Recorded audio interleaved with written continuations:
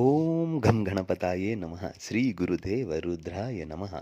ಎಲ್ರಿಗೂ ನಮಸ್ಕಾರ ಸ್ನೇಹಿತರೆ. ನಾನು ನಿಮ್ಮ ಪ್ರಕಾಶ್. ಸ್ನೇಹಿತರೆ, ಇಂದು ನಾನು ನಿಮಗೆ ಬಿಳಿಯ ಹಾಳೆ ಮೇಲೆ ಕೇವಲ ಒಂದೇ ಒಂದು ಯಂತ್ರ ಬರೆದು ಅದನ್ನು ತುಪ್ಪದಿಂದ ಸುಡುವುದರಿಂದ ನೀವು ಇಷ್ಟಪಟ್ಟವರು ನಿಮ್ಮ ಮಾತನ್ನು ಕೇಳುವುದರ ಜೊತೆಗೆ ನಿಮ್ಮ ವಶೀಭೂತರಾಗ್ತಾರೆ ಸ್ನೇಹಿತರೆ. ಅದಕ್ಕೆ ಏನೆಲ್ಲ ಮಾಡಬೇಕು, ಹೇಗೆಲ್ಲ ಮಾಡಬೇಕು ತಿಳಿಸ್ಕೊಡ್ತೀನಿ, ಬನ್ನಿ ಸ್ನೇಹಿತರೆ. ಅದಕ್ಕೂ ಮುಂಚೆ ನನ್ನ ಚಾನಲ್ನ ಸಬ್ಸ್ಕ್ರೈಬ್ ಮಾಡಿಲ್ಲ ಅಂದರೆ ಸಬ್ಸ್ಕ್ರೈಬ್ ಮಾಡಿ, ಲೈಕ್ ಮಾಡಿ, ಶೇರ್ ಮಾಡಿ, ಹಾಗೆ ನಿಮ್ಮ ಫ್ರೆಂಡ್ಸ್ಗೆ ಹೇಳಿ ಸಬ್ಸ್ಕ್ರೈಬ್ ಮಾಡೋದಕ್ಕೆ ಸ್ನೇಹಿತರೆ. ಹಾಗೆ ಬೆಲ್ ಐಕನ್ ಬಟನ್ ಪ್ರೆಸ್ ಮಾಡೋದನ್ನ ಮರಿಬೇಡಿ. ಏಕೆ ಅಂದರೆ ಮುಂದೆ ನಾನು ಏನು ವೀಡಿಯೋಸ್ ಬಿಡ್ತೀನಿ ಅದೆಲ್ಲರಿಗಿಂತ ಮುಂಚೆ ನಿಮಗೆ ಬಂದು ಸೇರಬೇಕು ಸ್ನೇಹಿತರೆ. ಬನ್ನಿ ಇದರ ವಿಧಾನ ತಿಳ್ಕೊಣ ಸ್ನೇಹಿತರೆ. ಇದನ್ನು ಮೊದಲನೇಗೆ ಸೋಮವಾರ ದಿನ ಮಾಡಬೇಕು ಸ್ನೇಹಿತರೆ.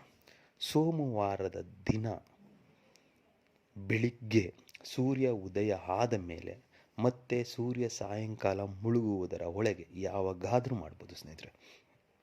ಇದಕ್ಕೆ ಬೇಕಾಗಿರುವ ಸಾಮಗ್ರಿ ಒಂದು ಬಿಳಿಯ ಹಾಳೆ, ಒಂದು ಕಪ್ಪು ಪೆನ್ನು, ಮತ್ತು ಒಂದು 5 ಕರ್ಪೂರ, 1 ಲವಂಗ, 1 ಸ್ಪೂನ್ ತುಪ್ಪ, ಮತ್ತು ಕಸ್ತೂರಿ, ಗೋರಂಚನ, ಅರಿಶಿನ, ಕುಂಕುಮ, ಇದೆಲ್ಲ ಅರ್ಧ ಸ್ಪೂನ್ ಸ್ನೇಹಿತರೆ.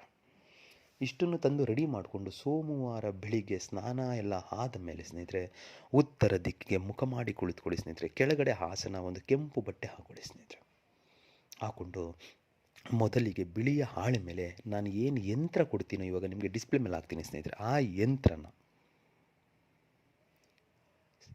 ಫಸ್ಟು ಯಂತ್ರ ಬರೀರಿ ಸ್ನೇಹಿತರೆ. ಯಂತ್ರ ಬರೆದಾದ ಮೇಲೆ ಅಮ್ಮುಕ್ಕಿ ಅಂದರೆ ಹೆಸರು ಅಂತ ಬರೆದಿದ್ದೀನಿ ಸ್ನೇಹಿತರೆ. ಅಮ್ಮುಕ್ಕಿ ಅಂತ ಹಾಕಿಲ್ಲ, ಹೆಸರು ಅಂತ ಬರೆದಿದ್ದೀನಿ. ಆ ಹೆಸರು ಅನ್ನೋ ಜಾಗದಲ್ಲಿ ನಿಮ್ಗೆ ಯಾರು ಇಷ್ಟವಾಗಿದ್ದಾರೋ, ನಿಮ್ಗೆ ಯಾರು ನಿಮ್ಮ ವಶೀಭೂತರಾಗಬೇಕು, ಯಾರು ನಿಮ್ಮ ಮಾತನ್ನು ಕೇಳಬೇಕು ಅವರ ಹೆಸರನ್ನು ಬರೀರಿ ಸ್ನೇಹಿತರೆ.